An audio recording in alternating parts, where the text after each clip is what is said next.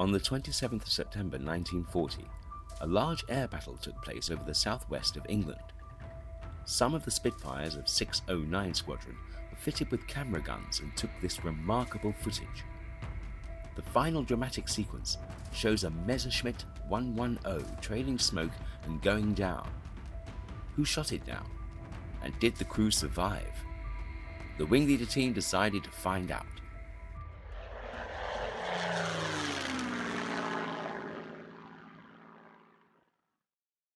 As usual with camera gun footage, there is a title plate at the beginning detailing the date, pilot and squadron, so we can see that the last piece of footage was taken by Pilot Officer Staples. His combat report for this day is stored in the National Archives in Kew near London.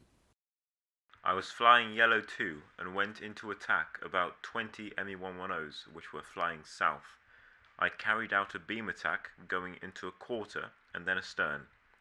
A 110 broke from the circle and I concentrated on him. I gave him 3 long bursts and noted parts fall off him. Both engines started to emit clouds of white and occasional puffs of black smoke. The enemy aircraft was now flying east and approaching Poole Harbour. Both engines were working, but emitting a great deal of white smoke. Flying east and approaching Poole Harbour. This was a great clue to follow, as only 3 Me110s came down in this area during this combat, at Kimmeridge, Bradle Farm and Arne. The most likely answer was the one at Arne, next to Poole Harbour itself. Curiously, the crew of this one are still buried in Wareham Cemetery. So Simon, why are the 2 German graves in amongst the Commonwealth British war graves? Well, usually German airmen that died during the war were buried locally, but after the war the Germans recovered all the bodies from all the graves in the whole of Britain and concentrated them into one big cemetery at Cannock Chase in the Midlands. A lovely spot. It is a nice place, but for some reason the graves that are in this churchyard were left.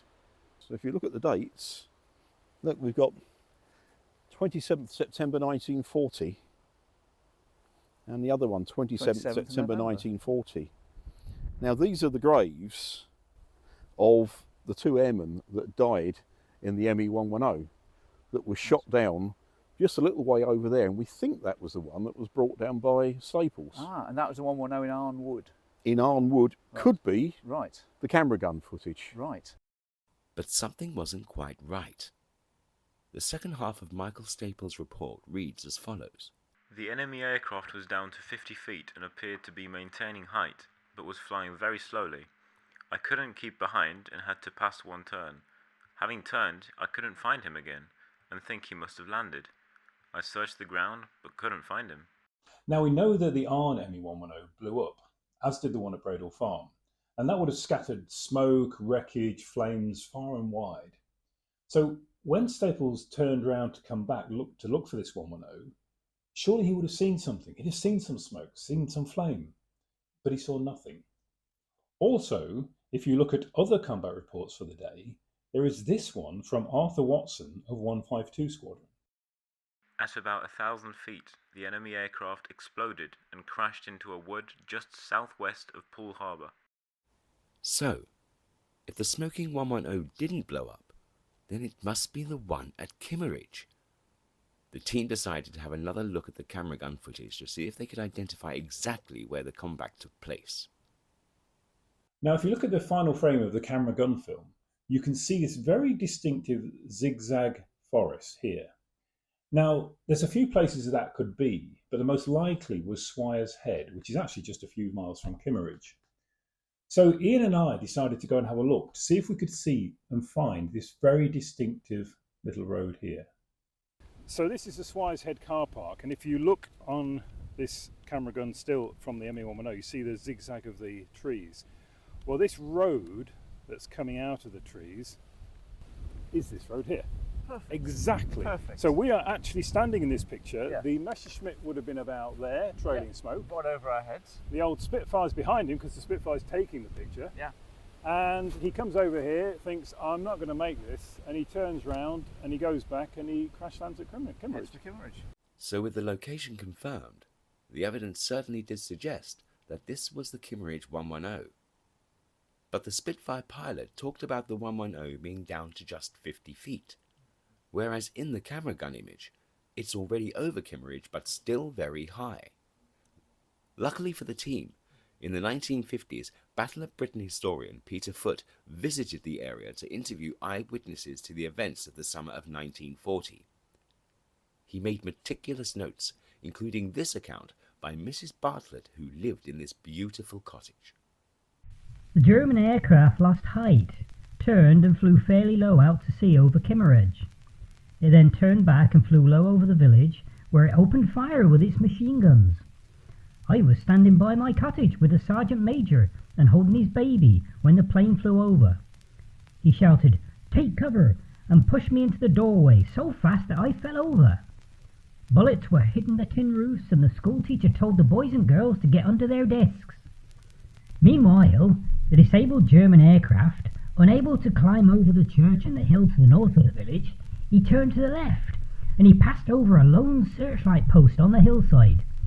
The Lewis gunner there, he opened fire with good effect, and the aircraft, still in a left turn, headed back towards the village and crash-landed in a field. Now, we should probably point out at this point, in fairness to the German pilot, that the last thing you'd probably do if you were about to crash land your Messerschmitt next to a very sleepy English village, the last thing you'd do is to shoot it to pieces. A much more likely explanation is that the Lewis gunner on top of the hill was blazing away at this Me110 flying towards him and didn't quite notice that directly behind the aircraft and in his line of fire were the pretty little cottages of Kimmeridge. So the aircraft did indeed fly high over the village, but then turned back, probably looking for a suitable place to force land in this very hilly area. Peter Foote also found this souvenir photo, which he believed was of the crashed German aircraft, but no code letters are visible, so can we be sure that it is the one at Kimmeridge? The team went down to the sleepy Dorset village to try to place the last pieces of the jigsaw together. So here we are in Kimmeridge, and this is Mrs. Bartlett's cottage. Wow. Just The as it very was in same. Peter's photo, wasn't It it? looks exactly the same, doesn't Yeah. it? Beautiful, typical English country cottage. A little bit more greenery than Yeah, back yeah, in the yeah. day. And there's the photo. Let's try and get the Try and perfect get it. comparison. Get the angle. And there we go. She was stood right in the gateway, telling Peter the exact story of how the Messerschmitt came right over our house, machine gunning the village, And the schoolhouse behind us. I and the think, schoolhouse. Yeah. hidden behind a hedge. I bumped into. Yeah. So we found the cottage, but could we find the location of the crash site? Well, a major clue was the ridgeline running across the top of the picture. Scouring the ridge line, the team soon identified a potential match, but a building was missing. It didn't quite seem to fit. But then Buster arrived, who had lived in Kimmeridge for most of his life. Right in that corner there, Yeah. when you get down into that little wooded area, there's a barn in there. Right. So this was the Kimmeridge Me110, and what's more, the team now knew exactly where it had landed. So the ridge line is over there. Yeah.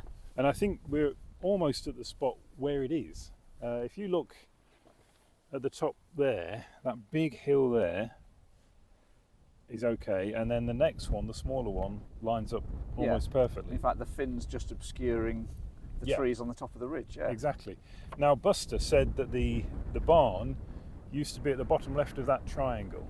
So the Messerschmitt was actually in this field, probably just right in the middle, just there. Yes. Hey, you can even see, look, you see that line there? Yeah. Is- That is still there. it's still yeah. there. Yeah. That's It's absolutely just perfect. the hedge line going up to it. Yeah, I never imagined we'd find this. No. And just to prove our field work, we dug out this wartime reconnaissance photo that shows the fields around Kimmeridge. If you look in the background of the crash site photo, you can see three distinct buildings. Buster's barn up on the hill, the roofless house to the left, and a cluster of buildings in the hedges behind the fin. These all appear on this 1943 photo of the field.